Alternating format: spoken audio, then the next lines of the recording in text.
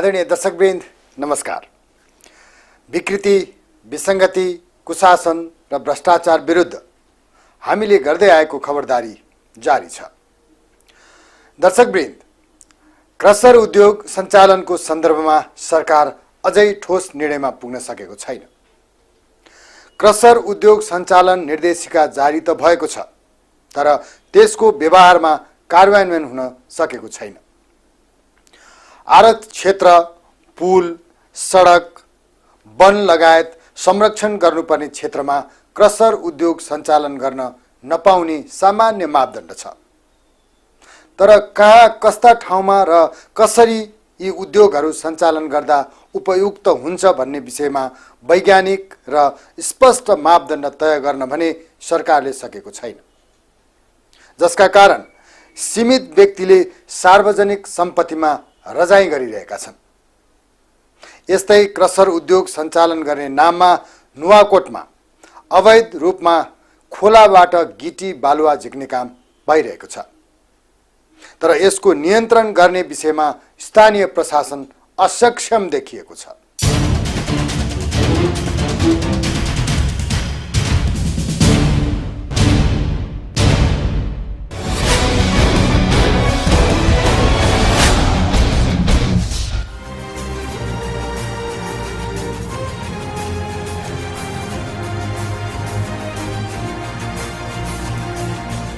दृश्यमा देखिएको यो क्षेत्र नुवाकोट हुँदै बग्ने त्रिशुली र तादी नदी र नदी आसपासको भूभाग हो, जहाँ गिट्टी बालुवा निकाल्न पूर्ण रूपमा रोक लगाइएको छ। तर विडम्बना, यो कानुनी अवरोध केवल कागजमा मात्र सीमित भएको छ।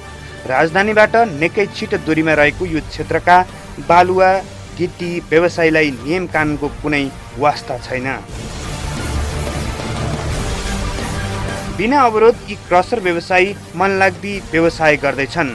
छ त यहाँ क्रसर व्यवसायीको मात्रै राज, कर छलेर गैर कानुनी आम्दानी गर्दैछन् यिनीहरू, तर छैन यहाँ राज्यको कुनै पनि निकायको उपस्थिति।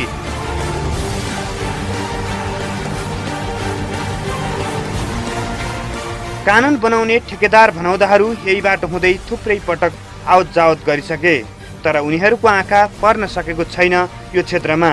कानुन जसले बनाउँछ कार्यान्वयन गराउने जिम्मा पनि उसकै हो, तर यहाँ यस्तो हुन सकेको छैन। जिल्लाको अनुगमन गर्नु र त्यहाँको कानुनी राज्य स्थापना गर्नु जिल्ला विकास समिति र जिल्ला प्रशासन कार्यालयको प्रमुख दायित्व हो, तर अनुगमन गर्ने फुर्सद छैन यी नुवाकोटका सरकारी कार्यालयका कर्मचारीलाई। क्रसर व्यवसायीको यस्तो मनलाग्दी हेरेर बस्ने सरकारी कर्मचारीको मौनता हेर्दा प्रष्ट हुन्छ यहाँ आर्थिक मिलोमतोमा अनियमितता भइरहेको छ। बन्द गरिदिनु पर्यो, बन्द गर्न सहयोग गरिदिनु पर्यो। बन्द गरिदिनु पर्यो पनि होइन, बन्द गर्ने काम प्रशासनको होइन।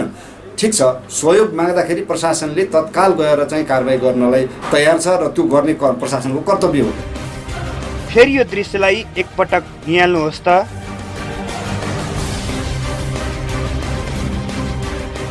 नुवाकोटको देवीघाटदेखि दुई पिपलको कोल्पुटारसम्म पर्ने त्रिशुली नदीबाट निर्वाध रूपमा एक्सकाभेटर प्रयोग गरी बालुवा निकालेर बेच्ने काम भइरहेको थुप्रै वर्ष भइसक्यो। असार 1 गतेदेखि 3 महिनाका लागि खोलाबाट गिट्टी बालुवा निकासीमा सरकारले प्रतिबन्ध लगाए पनि नुवाकोटका क्रसर व्यवसायीलाई कुनै असर परेको छैन।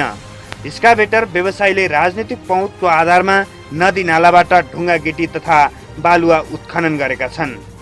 त्यसकारण यो मौनताले अझै प्रश्न पार्छ राजनीतिक दल, सरकारी कर्मचारी, पुलिस प्रशासन लगायतलाई राम्रै आम्दानी भइरहेको छ।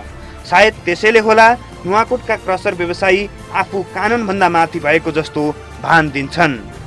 जहाँ जहाँबाट बालुवा गिट्टी निकालिँदैछ त्यही क्षेत्रमा बहुचर्चित मध्य पहाडी लोकमार्ग समेत पर्दछ। निर्माणाधीन बुनिबेसी पुल मात्रै होइन, अर्को बहुचर्चित आयोजना केन्द्रीय कारागार पनि यही क्षेत्रमा बन्दैछ। यति मात्र होइन, विद्युत नगरपालिका 3 चण्डे पोखरी स्थित खामपाली क्याम्प तथा नदी किनारामा समेत उत्खनन कार्य भइरहेको छ। रातिको समयमा बालुवा बोकेको गाडी समेत समाउन नसक्ने, गाडीमा बालुवा भर्ने एक्सकाभेटर चलेको थाहा नपाउने प्रशासनले राज्यको स्रोत र साधनको दुरुपयोग कति गर्दैछन् यी नै दृश्यले प्रष्ट देखाउँछ। गर्नको लागि, गैर कानुनी रूपमा उत्खनन गर्नको लागि म यो जिल्लामा आएदेखि मैले यसलाई पहिलो प्रायोरिटी दिएर नियन्त्रण गर्ने काममा म एकदम तदारुका साथमा लागिरहेको छु। स्थानीय स्रोत र साधनको सदुपयोग स्थानीय जनताले नै उपभोग गर्न वञ्चित गराउँदै सरकारी कर्मचारी र शक्ति प्रदर्शन देखाउनेहरूको रजाइ चल्नु लाजमर्दो विषय हो। जिम्मेवारीमा बसेपछि गैर जिम्मेवार तर्क गर्नुभन्दा कानुन विपरीत हुने हरेक कार्य रोक्नेतर्फ ध्यान दिन आवश्यक छ।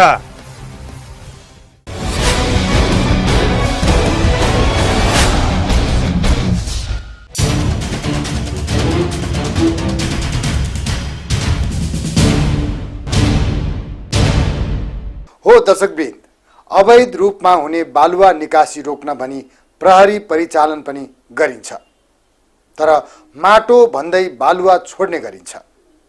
अहिले गल्छी त्रिशुली केरुङ सडक खण्ड अन्तर्गतको नुवाकोट स्थित गल्छीदेखि देवीघाटसम्मको त्रिशुली र कोल्पु खोला किनारमा आधा दर्जनभन्दा बढी क्रसर उद्योग सञ्चालनमा छन्।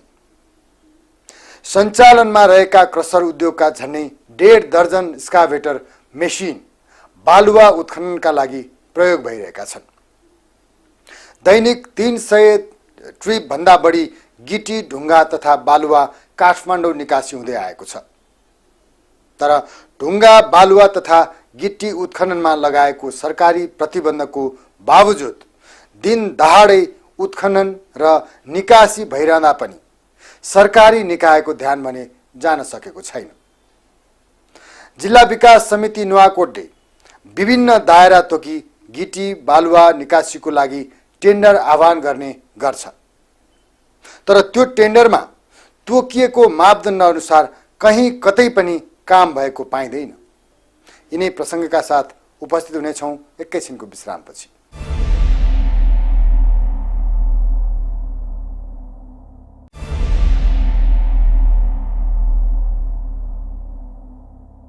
विश्रामपछि पुनः स्वागत छ। दर्शकवृन्द, आजको कार्यक्रममा हामीले नुवाकोट जिल्लाको तादी र त्रिशुली खोलामा अवैध रूपमा भइरहेको गिटी बालुवाको निकासी र यस्तो अवैध कार्य रोक्नमा स्थानीय निकायको लाचारीको विषयमा केन्द्रित भएका छौँ। उद्योग सञ्चालन गर्नका लागि गिटी बालुवा चाहिन्छ नै। यसको निम्ति जिल्ला विकास समितिले निश्चित प्रक्रिया पूरा गरी सीमित ठाउँको गिटी बालुवा सङ्कलन गर्न ठेक्का पनि दिन्छ, तर पहुँचको दुरुपयोग गर्दै ठेकामा तोकिएको मापदण्डको खिल्ली उडाउँदै दिन दहाडै खोलामा स्काभेटरको प्रयोग भइरहेको छ। प्रहरी देखे नदेखे गर्छ। आखिर प्राकृतिक सम्पत्तिको अवैध रूपमा दोहन कहिलेसम्म?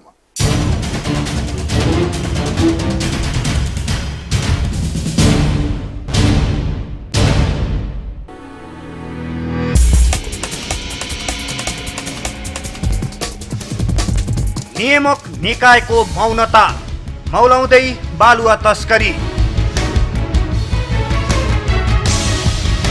स्थानीयलाई शास्ति, तस्करलाई मस्ती।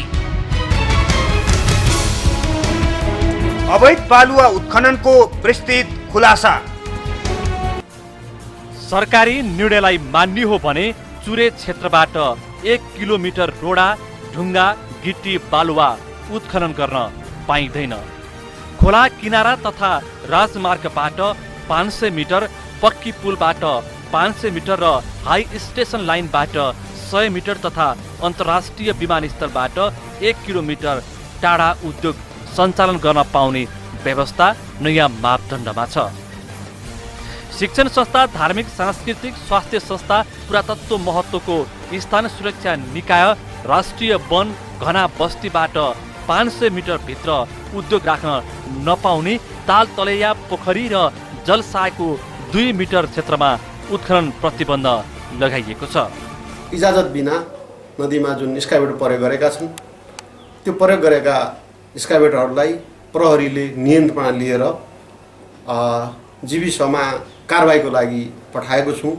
जुन अहिलेसम्म 9वटा स्काभेटर कारबाहीको लागि मैले पठाइसकेको छु।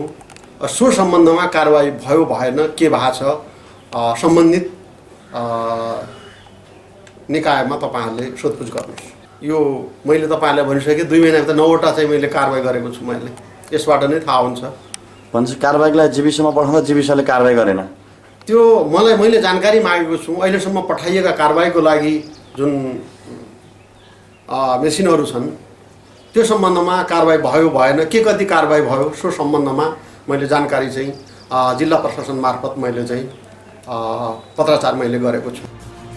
त्रिशुली नदीको किनारामा अहिले दर्जनौं क्रसर उद्योग बिना रोकटोक सञ्चालनमा छन्। यो दृश्य हेर्दा प्रष्ट हुन्छ उनीहरूलाई मापदण्ड के थाहा नै छैन। कानुनको त उनीहरूलाई मतलबै छैन र कानुन मान्नै पर्छ भन्ने पनि उनीहरूलाई आवश्यक देखिँदैन। गल्छी देवीघाट खण्डस्थित त्रिशुली र कोल्पु खोला किनारमा सञ्चालित आधा दर्जनभन्दा बढी क्रसर उद्योगका झन्डै 1.5 दर्जन स्काभेटर मेसिन दिन दहाडै नदीमा सिधै प्रयोग गरी बालुवा उत्खनन गरेको देख्न सकिन्छ। झन्डै 30 लाख मूल्य बराबरको दैनिक 300 ट्रिपभन्दा बढी अवैध बालुवा अहिले काठमाडौँ निकासी हुँदै आएको छ।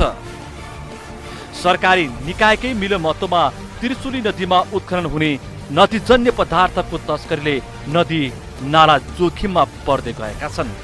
स्थानीय स्वायत्त शासन ऐन अन्तर्गत आफ्नो क्षेत्रबाट निकासी हुने वस्तुमा कर लगाउन पाउने प्रावधान छ जिल्ला विकास समिति नुवाकोटलाई पनि।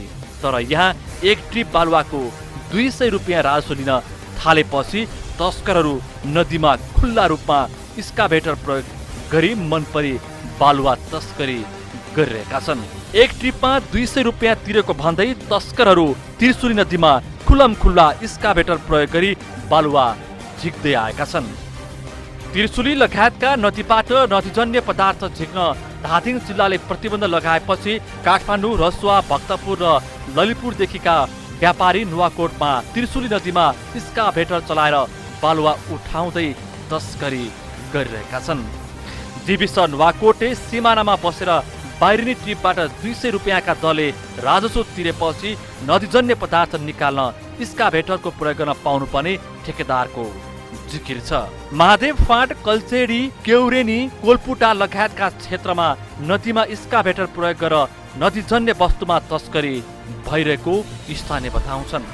स्थानीय क्लबदेखि जीविस, गाविस, प्रहरी प्रशासन लगायतलाई धेरै सहयोग गरेकाले स्काभेटरको प्रयोग वैधानिकता नै क्रसर उद्योगीको तर्क छ। प्रारम्भिक वातावरणीय परीक्षण मापदण्ड अनुरूप नदी प्रदूषित नहुने गरी किनारामा मानिसको सहायताले 30 सेन्टिमिटर गहिराई खन्न पाउने व्यवस्था छ। नदीको मुटुमा खोलिएको क्रसर उद्योगले त्रिशुली नदीले हरेक वर्ष बाटो फेर्दैछ भने वर्षेनी 2 मिटरको दरले गहिरिँदै गएको छ। 2 वर्षकी मात्र कालोपत्रे सम्पन्न भएको गल्छी त्रिशुली मार्गमा क्रसर उद्योगमा चल्ने ट्रिपरका कारण बाटोमा खाल्टाखुल्टी बन्न थालिसकेका छन्। त्यसकारण सरकार निकाय यसतर्फ गम्भीर हुन आवश्यक देखिसकेको छ।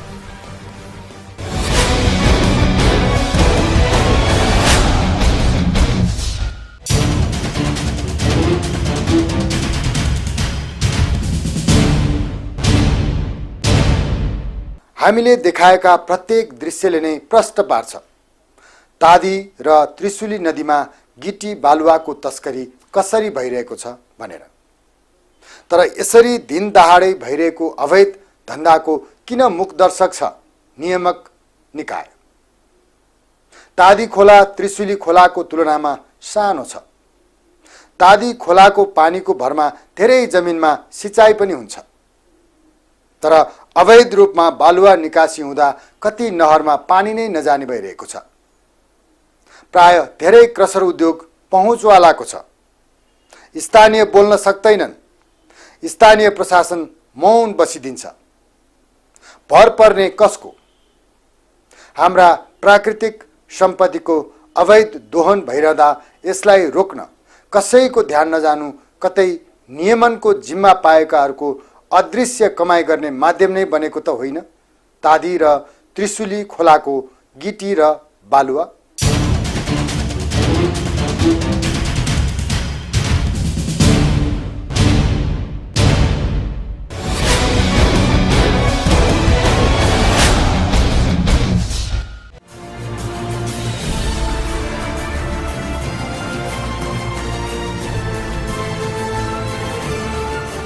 जिल्ला प्रशासन कार्यालय नुवाकोट, जिल्ला प्रहरी कार्यालय र जीविस सहितको अनुगमन समितिले मापदण्ड विपरीत सञ्चालन भइरहेका क्रसर उद्योगलाई त्यस्तो कार्य रोक्न निर्देशन दिएको भए पनि अनुगमन कडाई नहुँदा क्रसरले नदी जन्य क्षेत्रमा 5 मिटर भन्दा ठूला खाडल खनेर उत्खनन गरिरहेका छन्। प्रशासनले जिल्ला विकास समितिलाई मापदण्ड विपरीत सञ्चालनमा रहेका नुवाकोटका क्रसर उद्योगलाई तत्काल त्यस्तो कार्य नगर्न र रोक्न भने पनि सो कार्य रोकिन सकेको छैन। मनपरी रूपमा त्रिशुलीबाट बालुवा उत्खनन हुँदा खोला तथा नदी गहिरिँदै बहाव फेर्दै बगेको, नदी छेउका विद्युतीय पोल ढल्ने खतरा बढेको, जिलिङको काँसीटारमा सामुदायिक वनको विनाश भएको, पक्की तथा झोलुङ्गे पुलको जोखिम बढेको छ। एक्सकाभेटर प्रयोग गर्ने ठेकेदारले नदीबाट झिकेको एक ट्रिप बालुवा मार्फत निष्फिक्री 5,000 भन्दा बढी रकम असुलिरहेका छन्। तर उनीहरूले वैधानिक रूपमा राज्यलाई कुनै शुल्क तिरेका छैनन्। यसरी लगाम बिना नै अवैध रूपमा चलिरहेका क्रसर उद्योगका एक्सकाभेटरका चाबी र ब्याट्री प्रहरीले नियन्त्रणमा लिई जिल्ला विकास समितिमा पठाइए पनि जीविसले पुनः फिर्ता दिने गरेको आरोप छ। प्रहरीले नियन्त्रण गर्ने पाटो अब चाहिँ गैरकानुनी रूपमा चाहिँ के भने उत्खनन गरिराखेको छ भने जो कोही नागरिकले यसको संरक्षण गर्ने कर्तव्य प्रहरीको मात्र होइन, सबै नागरिकको होइन। समन्वय पनि भइरहेछ, समन्वय नभएर त हुनै सक्दैन। त्यो कारबाही गर्ने निकायले कारबाही गर्यो गरेन त्यो मेरो चासोको विषय भएन। त्यो चाहिँ प्रहरीलाई पनि केही समस्या नै छ। खोलाबाट एक्सकाभेटर ल्याउन पनि लोडर चाहिन्छ, तर त्यो उनीहरूसँग छैन। जिल्ला विकास समिति नुवाकोट भने कहीँ कतैबाट अवैध गिटी बालुवा उत्खनन नभएको दावी गर्छ। चाहिँ बालुवामा कुनै व्यक्तिको या गैर निकायको फाइदाको लागि चाहिँ यो प्राकृतिक स्रोत साधनमा केही पनि निर्णय हुनेवाला छैन। पहिलो कुरा म यहाँलाई अवगत गराउन चाहन्छु, व्यक्तिको फाइदाको लागि भने त सिधै करप्सन हो है। किनभने सार्वजनिक स्रोत र सम्पत्तिको प्रयोग व्यक्तिको व्यक्तिगत फाइदाको लागि हुन्छ भने द्याट इज करप्सन भनेर भ्रष्टाचारले हाम्रो परिभाषा नै त्यही हो नि, होइन? स्थानीयले विरोध गर्दा समेत राजनैतिक दलका नेताको संरक्षणमा नुवाकोटमा क्रसर उद्योग तथा अन्य बालुवा खानी सञ्चालकले अवैध रूपमा उत्खनन गरिरहेका छन्। दिनौ 200 भन्दा बढी ट्रिप नदीजन्य पदार्थ उत्खनन हुँदै आउँदा समेत प्रहरीले अहिलेसम्म चालक र लेबर गरेर 2 पटक 3 जनालाई मात्र नियन्त्रणमा लिएको उदाहरण छ। नुवाकोटमा 4वटा कम्पनीले मात्र वैधानिक रूपमा बालुवा उत्खनन गर्ने स्वीकृति लिएका छन्, तर उनीहरूले पनि वातावरणीय प्रभाव मूल्याङ्कन पूरा गरेका छैनन्। सर्वोच्च अदालतले पुलको 500 मिटर आसपास र नदी किनारको 15 मिटर नजिक एक्सकाभेटर प्रयोग नगर्न दिएको आदेश नुवाकोटका ठेकेदारले भने खुल्ला रूपमा उल्लङ्घन गर्दै आएका छन्। यसमा प्रहरी प्रशासनले राम्रै सहयोग दिइरहेका छन्। पछिल्लो समय त्रिशुली बचाउ साझा सञ्जाल मार्फत स्थानीय केहीले विरोध गरे पनि सरोकारवाला निकायको असहयोगले पवित्र त्रिशुली नदी संरक्षणको आवाज खासै बुलन्द बन्न सकेको छैन। अब वातावरणको संरक्षणका लागि नागरिक समाज र स्थानीयले हस्तक्षेप गर्न जरुरी भइसकेको छ।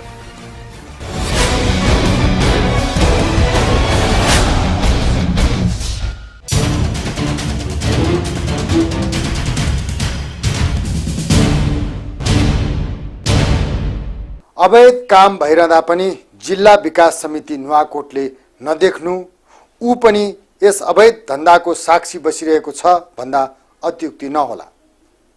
अनि सोही जिल्लाबाट प्रतिनिधित्व गर्ने माननीयहरूको पनि यस्तो अवैध कार्य रोक्न किन हुँदैन खबरदारी?